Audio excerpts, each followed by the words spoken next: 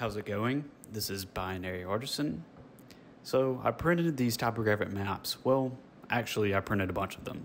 I took the time to make some cool time lapses and get everything printed and filmed, but life happened and I didn't copy the files over, and I spent so much time on this, I still wanted to make a video and share my work. I went and found the SD card, plugged it in, and it was corrupted. So that was a waste of time. This is how it looked after I did all the work, and here's how I put it on the wall.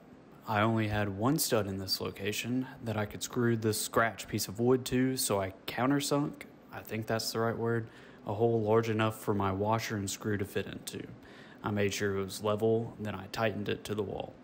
Then I used some Gorilla double-sided tape and eyeballed level for attaching my map, even though this was the most important part, and it ended up like this.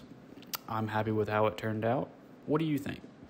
Oh, and thanks to Der Schweizermaker for the ST.